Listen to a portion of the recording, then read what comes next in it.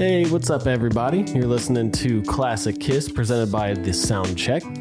As always, I'm here with my two co-hosts, Ty. What's up, everybody? And Beau. How's it going, everyone? And we got another good episode for you, or bad, depending on if you like this album.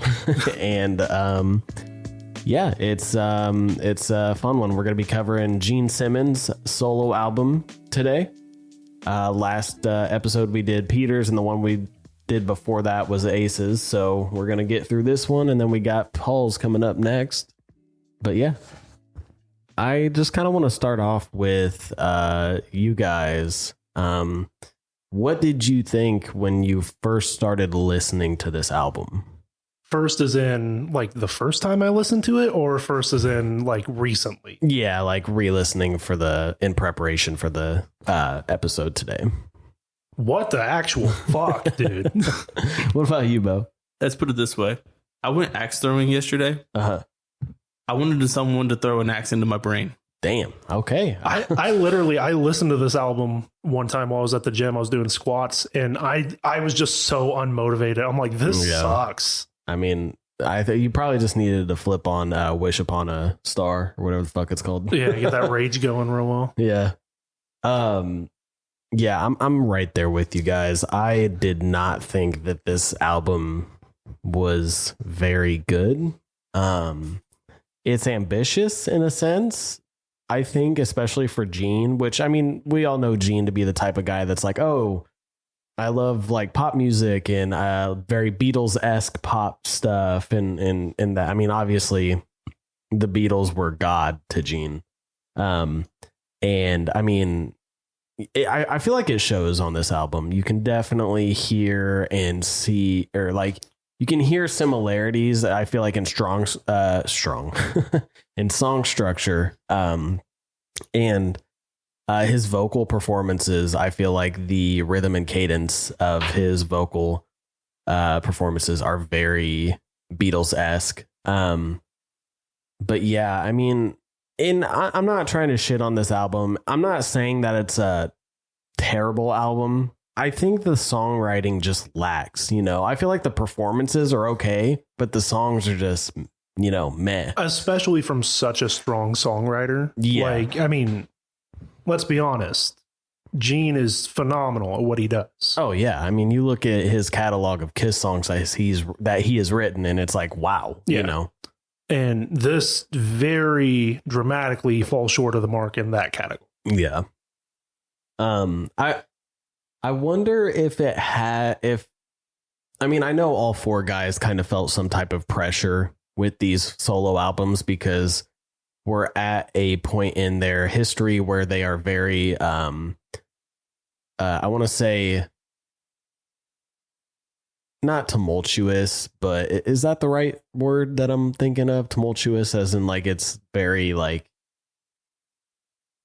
I don't know. Yeah, I mean, you're using the word right, okay. But you're not wrong. They're very fractured. None of them are necessarily okay. Yeah. Okay, so I'm stupid. I had to look up the definition of that word. It's like excited, confused, or disorderly. And I guess that is a good word to describe this time frame because, I mean, they are the Kiss itself is very disorganized at this point and chaotic, and nobody really knows what the band is going to be doing or what direction it's going to go in after these solo albums. And I feel like each member they had a little bit of a chip on their shoulder and wanted to try and prove each other like, oh, I can write the best album. No, I can write the best album.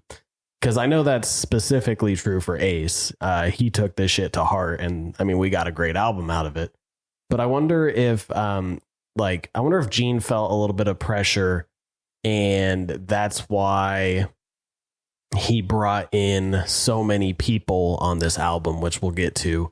High-end guitarists, and I mean, just to name a few, we have Neil Jason, who I believe he's worked with John Lennon, Billy Joel, Mick Jagger, Pete Townsend, Michael Jackson, Dire Straits, Eddie Van Halen, like, and a whole boatload more of people.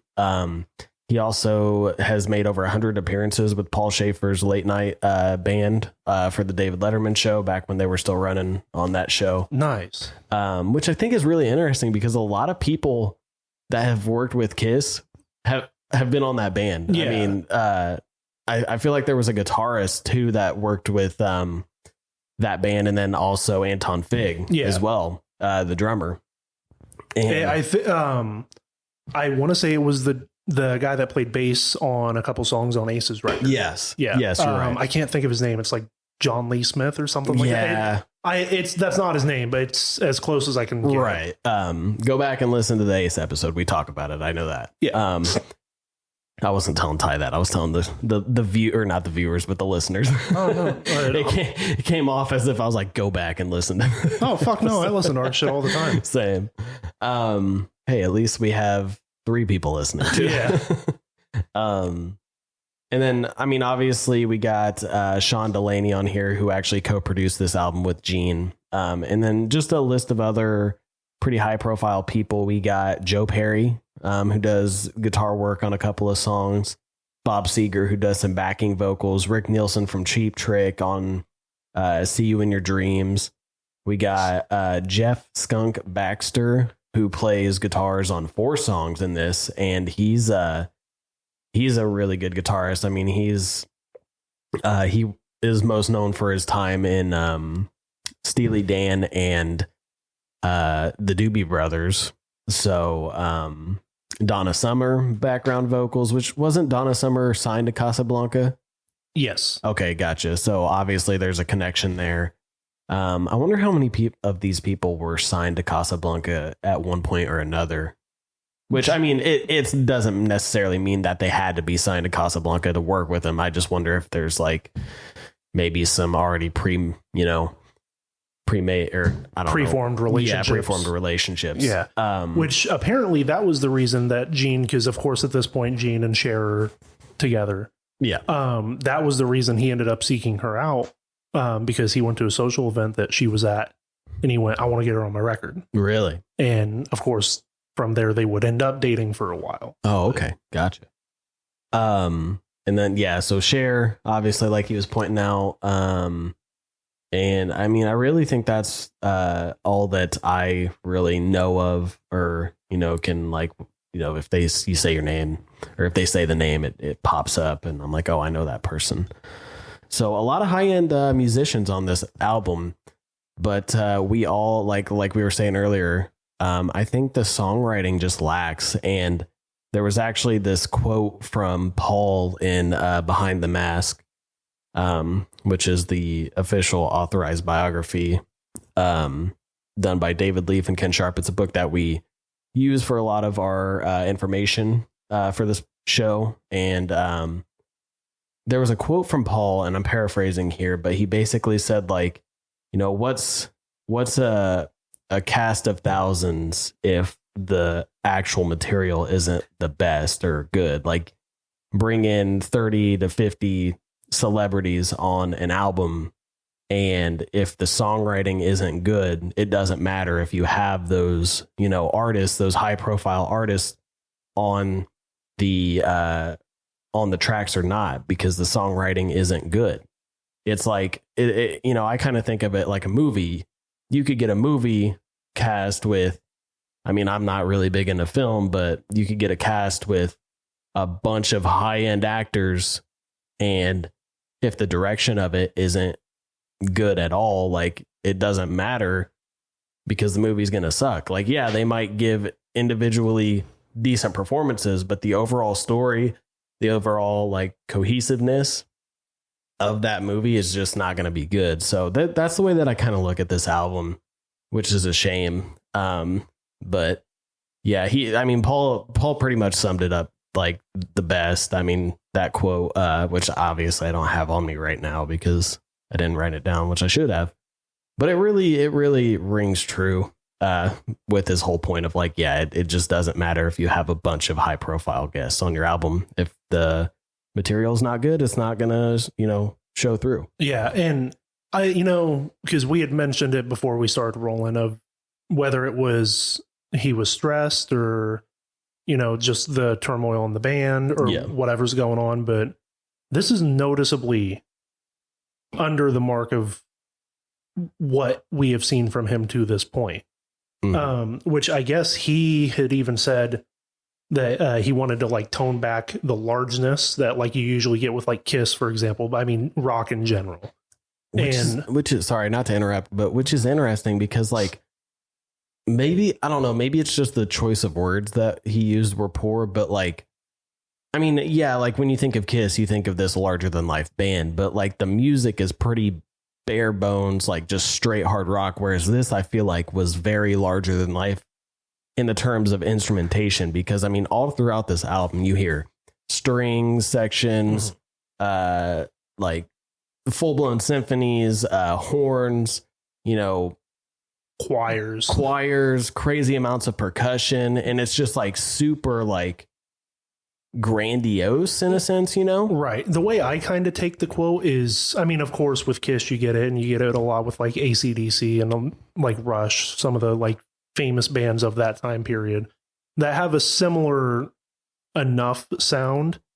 I think he more so meant like some of the distortion and like the like drive that you get with rock, and just kind of like tone it back to a like simpler sound. That makes sense. Yeah, so it's less like flashy and stuff, because he said he wanted the songs to like stand and speak for themselves, which, considering the quality of what he brought for this record, I don't think was the right choice. But I mean, he did what he wanted to do, and I can't fault him for that. Right.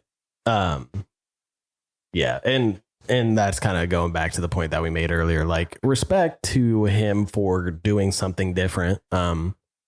And we were listening through this album a little bit before we hopped on to record this, and I will say some of the like symphony parts throughout this and like actual orchestration and whatnot is pretty solid. It just is like kind of misplaced in some songs, I feel like. But I don't know. What, you got something to say, Beau? Well, I feel like most of these songs actually musically sound amazing. Really? But the lyrics is what kind of holds it back. Yeah, the lyrics. I don't feel like there's necessarily enough lyrics. It's the same problem I had with a lot of Peter's stuff. There's too much chorus. There's not enough anything else. It really is kind of weird how similar Peter and Gene's albums are, because they both have that theme of one or two verses and then just chorus, and maybe a guitar solo here or there. Like if the guitar solo is there, it's like tucked in underneath them singing the chorus, or maybe a very short bridge. Like there's no,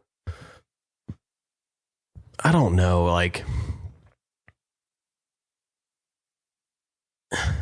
it kind of goes back to what I was saying with the whole Beatle-esque songwriting structure, at least in terms of like their more poppy hits, you know what I mean, where like I wanna hold your hand, and like that's what I think of when I hear a lot of these like choruses that extend for a minute to a minute and 30 seconds. Right. And I definitely get that, but I mean, again, it comes back to what I think you've said it since we've started rolling already.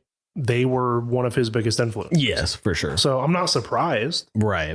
I don't like how it turned out. Yeah, same. But it is interesting that him and Peter both decided to try to do something a little bit different, have a lot more instrumentation on their tracks instead of just a basic guitar, drums, bass, and singing, Yeah. They really did bring to the table something like a different palette or color palette, or however you say that, or whatever that term is, of different sounds, So kudos to them on that, but I just think this missed the mark. I will say, though, between the two, since Gene's a stronger songwriter, his was a little bit more successful. Yeah. Oh, yeah. I mean, and actually, I want to get into that before we go into too much discourse over irrelevant stuff. Yeah. I mean, I've got some of the stuff on the success of his record too, if you want to start us off. Yeah. So just some general info. We got this on September 18th, which it was released alongside the other 4 solo records, which, I mean, we've talked about in the other 2 episodes. I'll just say this real quick. It reached number 22 on the US Billboard 200 albums chart, which was the highest placing of all the albums.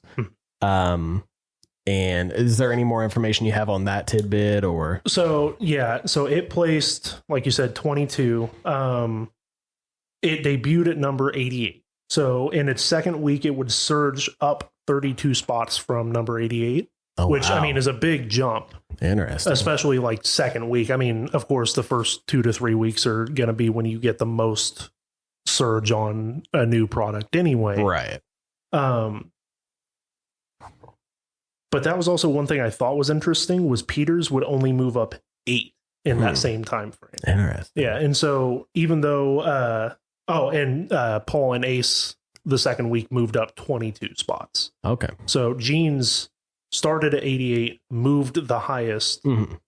The other two moved pretty well with him, and then Peter very noticeably lagged behind. But Gene's, of course, was the highest charting, and it was second only to Ace's in terms of how long it charted. Oh, okay. Yeah, because he charted for 22 weeks, Ace charted for 23. Really? Mm-hmm. Interesting. And what's interesting as well is not necessarily interesting as in it's like unique or anything, but I mean, you got to think Gene is definitely the most popular person in Kiss. Like, yeah, without a doubt, especially nowadays. Yeah, arguably he's the face of the band. Yeah, and even back then too. I mean, you got to think he was the one who was doing the talk shows mostly. Yeah, he's the one on stage doing the fire and the blood. You know, he's got the tongue. Everyone knows the guy with the tongue. Yeah, exactly. And so I feel like when you put literally just his face on an album cover, with each solo record having their respective musician's face on the cover, I feel like when you see Gene's face in the record store, back in the day, people are probably going to be more like, oh, I know this guy. I've seen him on like TV shows and late night shows, whatever you want to call them, interviews. Of Gene Simmons. I mean, like we talked about, this is 78. So, I mean, Kiss is still riding a huge wave of success. Granted, it is starting to come down a little bit. Yeah. They hit their peak, but yeah, this right here is right about the point where they start dropping back off. Yeah. So, I mean, when you see these four guys in the record store, you're like, oh yeah, that's obviously Kiss. But I still feel like that. I feel like the album artwork really helped Gene in this scenario because he's one of the most recognizable people in Kiss. Yeah. And then it kind of makes sense because, I mean, I love Peter, and this is no shade towards him, but he's the drummer, and drummers usually don't get all the acclaim and the fame and all that. And even just think about where they're at, like in a stage setup, they're behind everyone else. Exactly. They're the hardest to see. Exactly. And then, I mean, I feel like Ace really, I mean, if you ask any Kiss fan, not even any Kiss fan, but if you ask a lot of Kiss fans who their favorite of the original four was, there's going to be a lot of people who say Ace. Like Ace was the reason, like Ace was the soul of the band, or he was the one that gave it the edge. So it doesn't surprise me to see Ace do so well with the solo album, especially with his like the material that he brought for that album. Right. Like, holy shit. Because that's what I was going to say was I think he and Paul's did so well because they had the best material of the four. Exactly. But yeah, so we got, so Gene was at, highest it reached was number 22, which like we said was the highest of all the albums. And then we got, it was recorded from April through July of 1978, which I think was pretty standard for the rest of the solo albums as well. And then, he actually recorded at 3 studios as well, the Manor Studio in Oxfordshire, England, which I thought was interesting. Did he actually go over there, or was that just like, okay, he did? Mm-hmm. So that's pretty cool. I want to say the Manor Studio did they record theirs? I feel like they recorded their, maybe not them. I'm thinking maybe Zeppelin recorded there, I feel like. Is that where they did Zeppelin 4? I don't know. I'm going to look it up.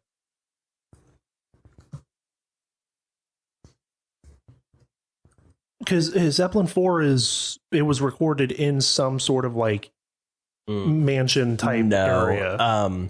So that was recorded in Headley Grange. Okay. Like where Led Zeppelin had recorded, I think, 4 or whatever, however many albums they did. But yeah, so he went to fucking England to record some of this, which I'm guessing a lot of it had to do with maybe the strings and stuff like that, the symphony. I mean, I don't know. I'm just kind of spitballing and guessing here. But I don't remember specifically what all they did in England. I want to say I read it and just for whatever reason I didn't make a note of it. Interesting.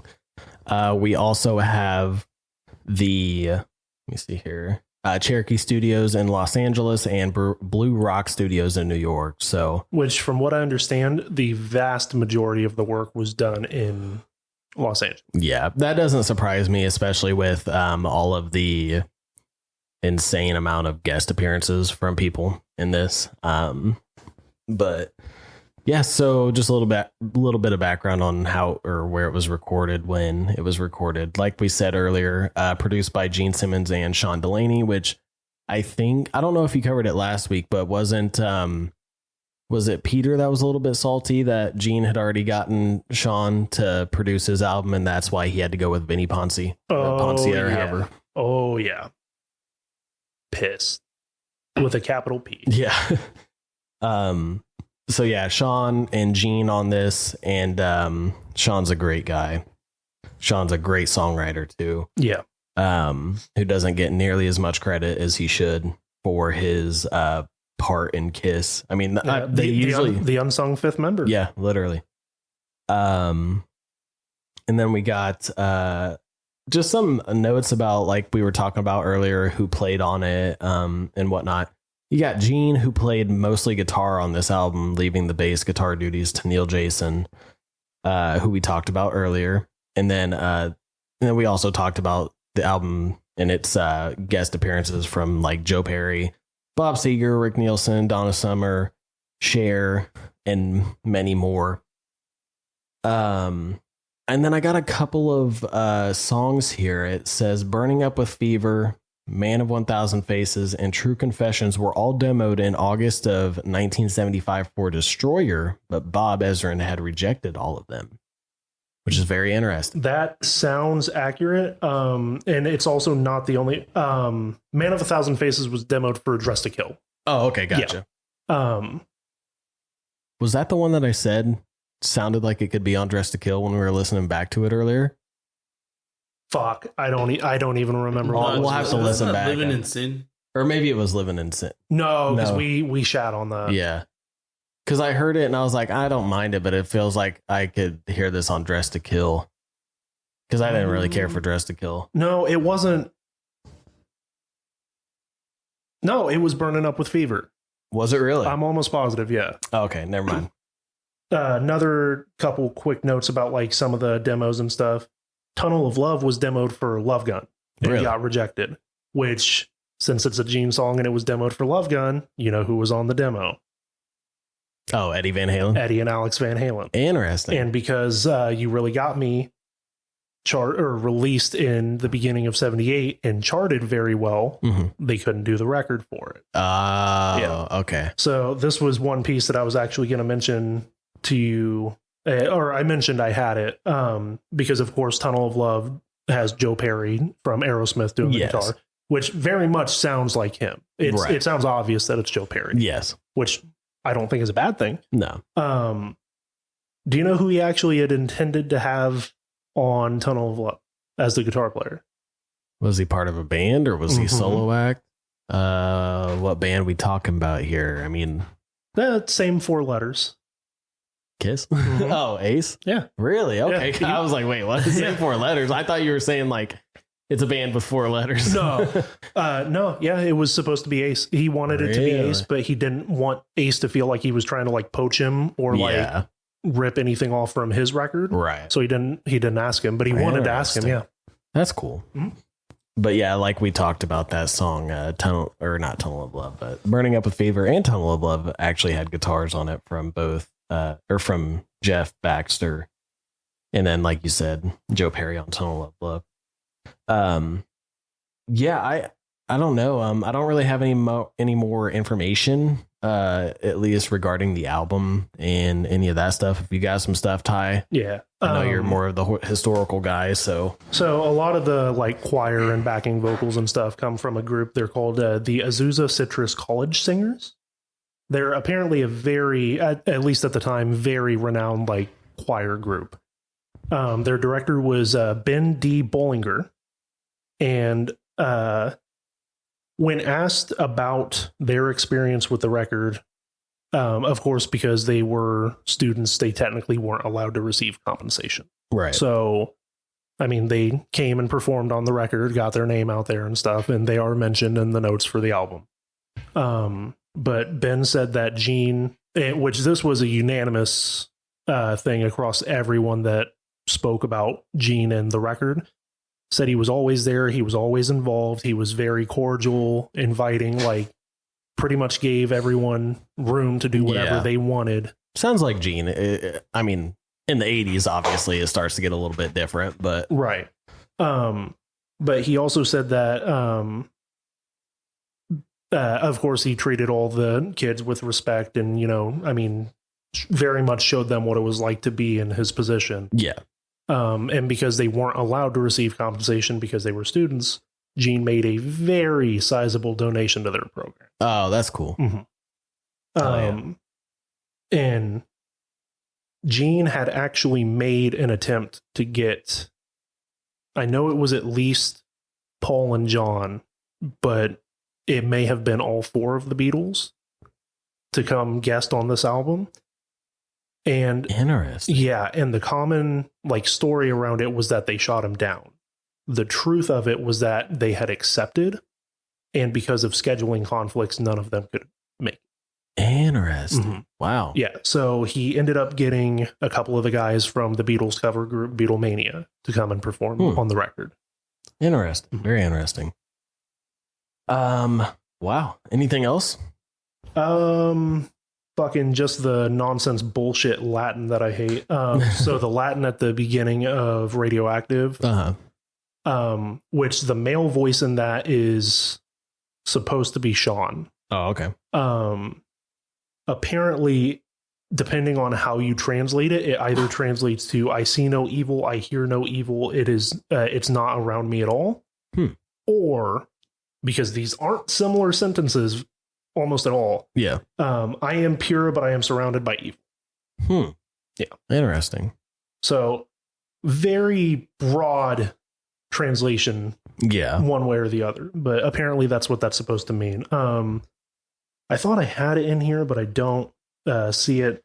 The lady on that's doing the voice at the beginning of Radioactive is also someone famous, but for some reason I can't find who that was. I had it in here, but I can't. I think it's Janice Ian. Her signature songs are the 1966-67 hit Society's Child, Baby I've Been Thinking, and the 1975 top 10 single At 17 from her LP Between the Lines, which in September 1975 reached #1 on the Billboard album chart. So, Interesting. So she's mostly folk and soft rock. Yeah. I also, just real quick, because I had mentioned it, I think on the previous 2 episodes, I know I did with Peters. I can't remember if I did with Aces. Casablanca had actually shipped 1.39 million copies of this album by June of 79. It was the most shipped record. Wow. Yeah.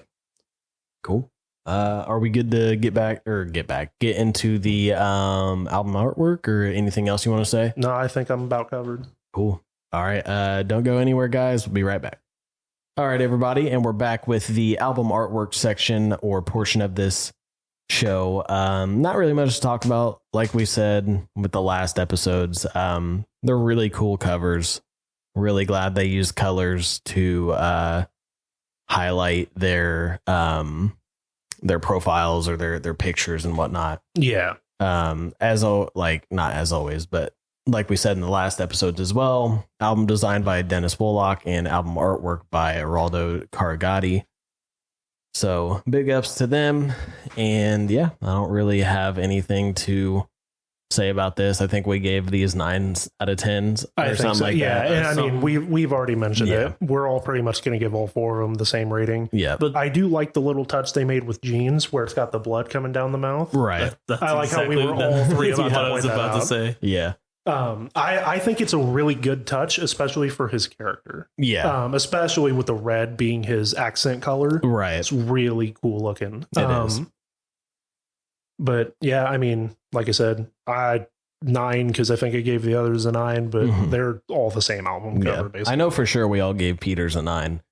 I don't know what we all gave Aces, but with Peters, we were like, whatever we gave Aces. So now I feel like whatever we gave Peters. Yeah. All right. So yeah, that's the album artwork, and we're not gonna take a break. We're gonna go straight into the track list. Just to try and get this going real quick. We got track number 1, Radioactive. All of these are going to be written by Gene Simmons unless therefore stated otherwise. Right. It's because like the first 5 songs are just credited solely to Gene. Yeah. This isn't Peter's album. Yeah. Right. So we got, like we said, Radioactive. Very interesting song. I like it. I like it once you chop the fucking minute off the front end of it. And the back end of it, because when it's just the chorus. It has an interesting use of keys in the song. Yeah, like I said, just a lot of it really like not odd instrumentation, but just different from what we're hearing with, a regular Kiss album. Right. Which is cool. Right. And of course, they all had songs from their solo albums that were done on the following tour. Yeah. This was Gene's. Cool. Hopefully they cut off that extra minute though. Oh my God. No shit. No, I don't think they did that intro unless they had a backing track, but I doubt it. Like, I know I gave Detroit Rock City so much crap for that opening. Yeah. But at least that one made sense to me. Right. This one, I mean, I get they're trying to like give it that weird, creepy vibe. Like, oh, it's Gene Simmons. He's the one who's a big fan of horror. All that different stuff. But I feel like it dragged on a little bit too much, especially with like the weird chanting. Like it kind of takes me out of it. Yeah. It just mentioning horror made me think about it. I'm sidebar for just a second. It won't take too long. I don't know if you guys saw that because I opened up Instagram this morning and they had made a post on their account and it was just a QR code. So I ran in. I'm like, Layla, open your phone. And so I got her to fucking like scan it for me, and it was a link to their website for their Halloween shirts. Oh, cool. Cool. They are very nice. Really? We'll have to look at those. The Kiss logo in them has like blood dripping down it. Hell yeah. That's dope. I know what I gotta get now. I spent way too much fucking money on it, but I bought them already. Nice. So yeah, Radioactive. And then we talked about earlier, real quick, I like this song. It's not a bad song. It's really not. I just fucking hate that first minute. Yeah, the first minute is just bad, but I love the guitar riff. And shout out to Joe Perry. He did really good on this. Obviously, we talked about how he did the guitars, and I feel like you can hear it in the guitar solo a little bit. And a little bit of the guitar the guitar tone as well. So yeah, pretty solid song. Next, we got Burning Up with Fever. And like we said earlier, we got that. Actually, not a terrible song. I actually enjoy it. I'm not going to lie. I was waiting for you. Yeah. I fucking. All right. So I'm going to shit on this real quick. And it's just the first like fucking 20 seconds. I don't understand why they had Gene going 1, 2, 1, 2, 3, 4 straight into an acoustic guitar that's like a classical guitar. Yeah. It makes no sense. It makes absolutely no sense. If you're going to do a count in with that much energy, don't go into some super subdued ballady acoustic guitar. It makes no fucking sense. Or if you're going to do it, just be like 1, 2, 1, 2, 3, like a little bit softer in the voice, but he's like doing his like little growly thing he does with his voice. He's clearly like 3 feet from the mic yelling across the studio. Right. It's like they just I'm just picturing it, like the microphone in the corner of the room. Right. He's all the way in the other corner. I'm guessing what they did was they probably used the room mics for the drum set, because like whenever you set up a drum set, you always put room mics up so it like captures the sound of the entire room. And I'm guessing that they just picked it. They're like, oh, we'll just use the count in that we picked up from the room mics. And like I said, it's just so like energetic, and you're like, oh fuck yeah, we're about to get a bang, or no, we're not. and then like right after the fucking classical guitar part is done, it's a banger. Like, no, because I like the song. Other than that, and I was like, it's so irritating. I don't fucking get it. It just the producer's hat must have been on a little bit too tight at that point, because they just were not fucking thinking clearly or something. And especially the dissonance that he has in like one bar of that, because it's meant to be on purpose. And like you said, because we listened to it for a second before we started, you didn't even notice that he does that dissonant run and then he goes classy. Yeah. Yes. I hate that. I like this song. Right. Aside from that. Yep. It's like the intros and shit. Yeah. So far, this record is nothing but, why are we doing these intros? Yes, exactly. And like we said earlier, we got Jeff Baxter on Burning Up with Fever. And then I think there's some other people on here. Checking through. Nope. I guess not. Nope. I think that was it. Just Jeff Baxter. But it's a really fun song, and it's got like is this the song that has like the weird timing in it? And not weird timing, but like the weird drum pattern that makes it sound like it's in a different time. Signature? Yeah, signature. I couldn't think of the fucking name, but it's not. It's in 4/4, but it's just the drum pattern that's like a little bit different. I'm not sure. But it wouldn't surprise me, because I mean, with Jeff Baxter being in Steely Dan, it's songs all over the fucking time signature spectrum. But I really enjoy this song. It's really fun, really cool, catchy. All right, we got track number 3, See You Tonight. Just don't really care for it. Yeah, this is one, and because you had mentioned, Beau, when we were talking about it, that they ended up doing the song on Unplugged. Yes. And I like, that should tell you how this song sits with me. I didn't remember that. Yeah. Neither one of you remembered it. I was like, was it on Unplugged? Because for some reason I always thought like, or I could remember it being somewhere, but I thought it was a song that like Paul sang or something. That's how much I just haven't listened to this song. It's entirely unmemorable to me. I liked it better on Unplugged. Yeah, that's why. That's the case with almost every song. I feel like that's on Unplugged. Anything else? No, I still think the song is a solid song. Okay. We still haven't really gotten like a hard rock song yet, but I don't think his voice is that terrible on this song, honestly. This song also has the background vocals from Mitch Weissman and Joe Pecorino from Beatlemania, I think. At least that's what they're credited with here on this website.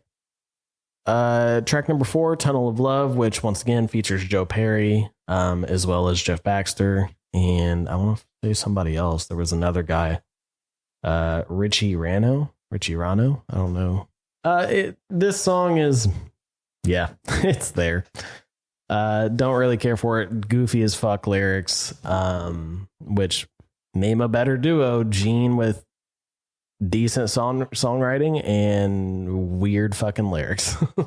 I'm sorry. For some reason, I just entirely blanked as you were saying that. We're on Tunnel of Love, right? Yes. Okay. I like this song. Really? It's so stupid. It's fun. Yeah. That's what I'm saying. It's like, I don't mind the music, but the lyrics like Tunnel of Love. Come on. Yeah. And let's be honest. Of course, what's the fucking name of this song? Yeah. Vagina. Exactly. The song is called Vagina. Hey, must fit like a glove. Fuck, I can't wait to get to that album. Oh god. Yeah, I don't really have much to say on this song. I think Joe Perry's guitar riff is the best part of the song. Yeah. Agreed. And I mean, when we played it back, you even said, you were like, yeah, like this sounds like it could be an Aerosmith song. So yeah. All right. Track number 5, True Confessions, which I'm blanking on this one. I got a confession for this song. What's that? It sucks. Yeah. Beau has spoken. Yeah. That is my biggest problem with Gene's record is, at least with Peter's, I remember that it's bad. Yeah. I don't remember half of these songs. Yeah. They are entirely unmemorable. Yeah. And I'd rather something be bad than unmemorable. Yep. Exactly. Don't they say the worst thing is indifference? It's not love or hate, it's indifference. That's when it hurts the most. Yeah, and I am almost entirely indifferent towards this album. Yeah. Except True Confessions was the song that we all agreed I could hear Peter on this. Yeah. Yes. Yep. Yeah. And even then it still suck. Yeah. And like they have the backing vocals from the girls, and it's like that part's pretty fun. I feel like the chorus is the best part of the song, but other than that, just don't really care for it. Yeah. They do get a little bit weird there in the middle with like different not melodies. I mean, I guess they are melodies that it's basically a part in the song where the girls completely take over and there's like nothing else happening, and they're doing a bunch of different like pitch modulation and shit with their voices, and I'm like, I'm checking out. Because I remember listening through and I was like, this isn't terrible, and then they got to that part and I was like, oh, okay, there it goes. Yeah. It's weird because this album has a lot of that where it's like, this sounds awful, and then you're like, oh, okay, now it's actually good, or this doesn't sound bad, and then you're like, what the fuck are they doing, you know? Yeah. So speaking of what the fuck are they doing, track number 6. Yeah. Is that what you're talking about? Oh, sorry. I want to say this real quick. Okay. It almost feels like he's he's trying way too hard on this album. Yeah. If he would have kept it a little bit more simple on these songs. And that's what I kind of get that, because that's what I was like so confused was like, he said he wanted to like not have like that largeness to it, wanted to kind of like peel it back. But to me, this like album just seems more ambitious than what he has done before. right? And I just feel like some of it is a little too overdone, if that makes sense. Which I'm not saying you were wrong about what he said, you know, but that's just like, for some reason with what it like in my mind, what he said and what we get doesn't necessarily line up. No, I entirely understand what you mean. So I agree with you, Beau. Let's see here. Yeah. Track number 6, Living in Sin. Now, this is the first song that songwriting credits differ. It's Gene Simmons, Sean Delaney, and Howard Marks. This song, man. It is first off, fuck Pitbull. He is not the one to popularize the Holiday Inn, because Gene Simmons truly was living in sin at the Holiday Inn. Yeah, that's man. Just I mean, honestly, very like groundbreaking vocal writing. And, just superb, honestly. yeah. You know, the song Untouchable. might be better if it wasn't shit, but it also might be better if you could fucking understand what Cher says in the middle. Oh, the middle part where Cher's on the phone. Yeah, it sounds like she's fucking shoving a cock in her mouth. Yeah. Going, like, are you a fucking parent? Gene's cock for sure, because she's like, you can hear barely like, oh my God, is this Gene Simmons? And then it's just like, wait, what's going on? And then like all you hear is, oh my God, Gene. And you're like, what are you doing? I love when he answers the phone. He's like, hello, baby. That wasn't a bad impression. Yeah, that was good. It reminds me of fucking Flaming Youth, Sweet Pain. No, not Sweet Pain. It's it entirely fucking Van Halen's lead singer, David Lee Roth. God, it was blanking. When he's like, come here, babe. Or no, it's not David Lee Roth. I think it's Steven Tyler.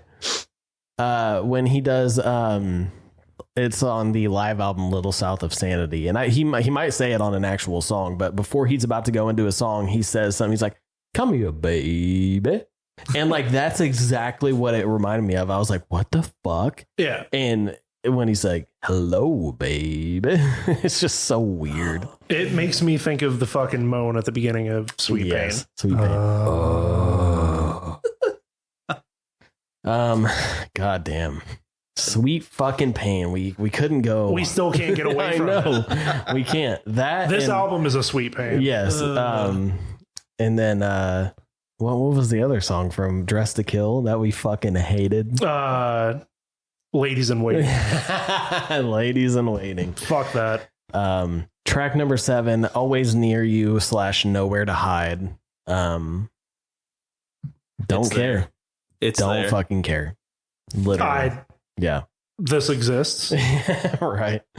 Track number 8, Man of a Thousand Faces.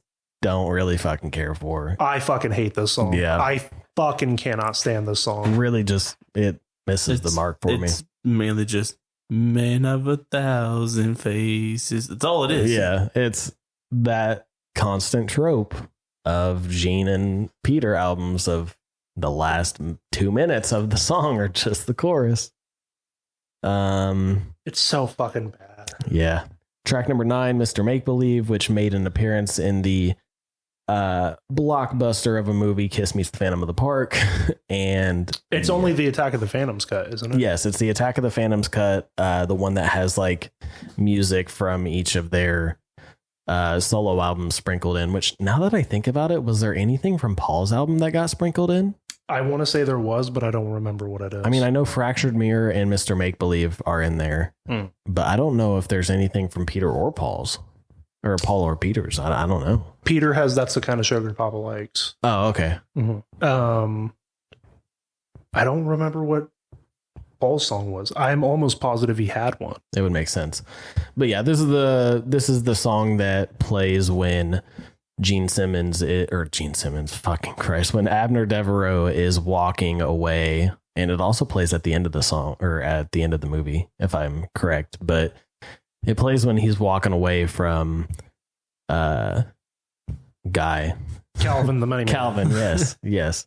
It's just when he's walking away at the slowest pace ever. It's so fucking dumb. He's walking like 3 inches at a fucking time.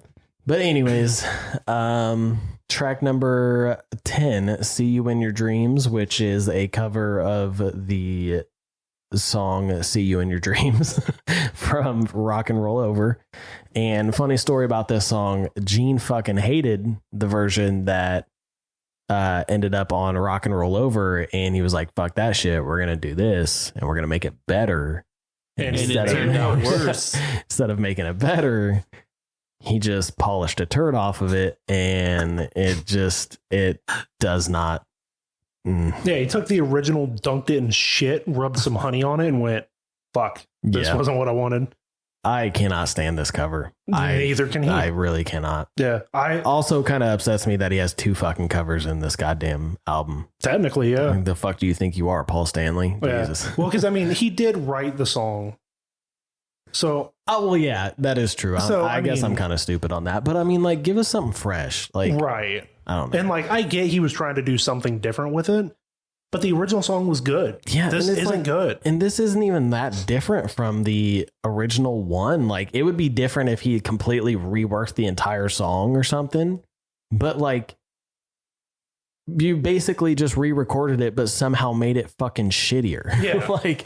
And like, I get he doesn't like the original. That's his opinion. I like the original. Same. I don't know how he fucked this up. Same. Yeah. Let's see here. We got track number 11, When You Wish Upon a Star. I wish this album didn't exist. Yeah. Written by Ned Washington and Lee Harline. I just don't give a fuck for this song. I don't. I respect why he put it on the record. It's fucking shit. Yeah. But because the reason he wanted to do this song specifically was coming from where they've come from to where they are now. Yeah. It's a fairy tale story. Yeah, it really is. But I mean, especially when his mother was literally in the concentration camp. Yeah. But this was also one of it, according to him, which I believe him, there's no reason not to. Mm-hmm. When they moved to America, he didn't speak English because he was born in Israel. Right. Watching Disney movies was how he first started learning English. Interesting. Mm-hmm. So to him, this has very sentimental meaning. Which is why I'm saying I respect what he's doing. Of course, he wants to pay tribute to the thing that got him to where he is, basically. Yeah. But he also wants to spread that message of you can do it too. Right. And I respect that. I just fucking hate it. It didn't turn out well, in my opinion. Exactly. Yeah, I don't really have much to say about this. Do you, Beau? No. Nope. Alrighty, well, that's the track list, guys. We're gonna we got that out of the way. We're good on time. We'll be right back with our 3-in-1 segment. Alrighty, guys, and we're back with the 3-in-1 segment section playlist. I don't know. Something or other. Something, yeah. This portion of the show, we pick 3 songs that we really enjoy. We rank them 1, 2, and 3. Not even really enjoy, just that we think are the top ones off the album. And then I kind of caught myself there. And then we do a 1 discard song. So, Beau, I'm gonna have you start off. Actually, I started off with you last week. Ty, I'm gonna have you start off with your top 3. 3 discard? I was like, wait a minute. Fuck, my top 3. All right, I'm gonna do the rock and roll over version of See You in Your Dreams. Wait a minute. I was like, wait a minute. Yeah, no, so I'm gonna do Burning Up with Fever, Tunnel of Love, and Radioactive. What about you, Beau? Burning Up with Fever, Mr. Make Believe, and Radioactive. Interesting. Yeah, I am gonna go with Burning Up with Fever, my number 1, my number 2, Radioactive, and number 3, Tunnel, which I think that's what you had, right? Yeah, you just flipped the second and third from mine. Oh, okay, gotcha. So we have the same songs, just slightly different order. Yeah. Yeah, so that's mine. What about your discard, Beau? Living in Sin. Okay. Fuck. Yeah. Jesus, because I don't want to say When You Wish Upon a Star. Yeah, just take When You Wish Upon a Star because it's just very out of place on this album. I was very confidently going to say Man of a Thousand Faces, and then you said Living in Sin, and now I don't know what I want to pick because they're both so goddamn awful. Fuck me. Both, I guess. I don't know. Fucking, I'm still going Man of a Thousand Faces. It bores me. I'm gonna have to take out See You in Your Dreams. I just can't stand it. Which is fair. That's my number 1 discard. All right, we're just gonna blow through the end of this episode. We got the certified ratings.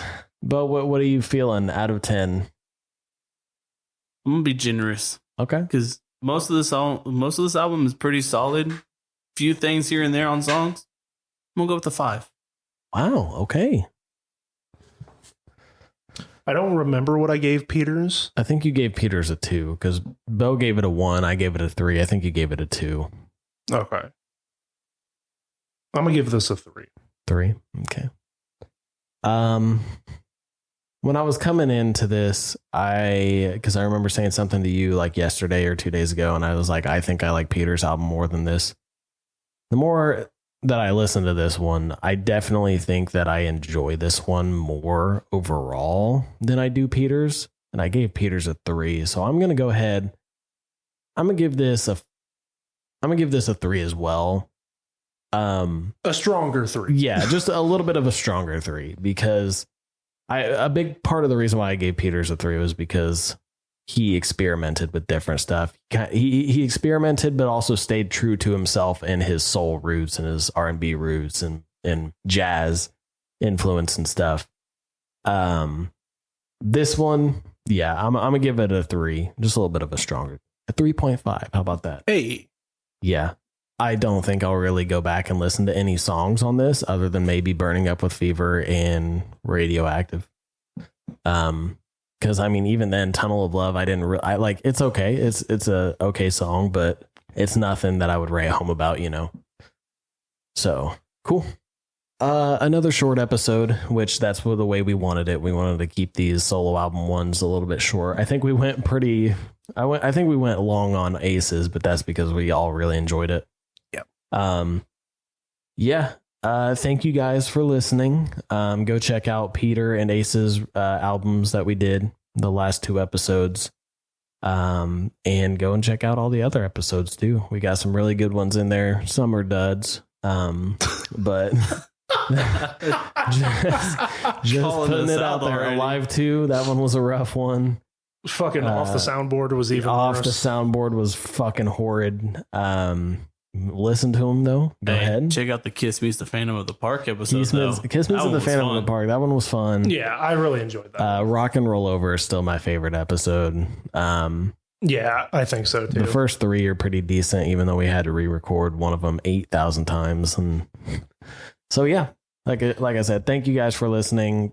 Go ahead and just there's not really a way to support us except for just sharing this podcast with other people. If they're Kiss fans or if they're classic rock fans or if they're just music fans in general, just go ahead and share it with them.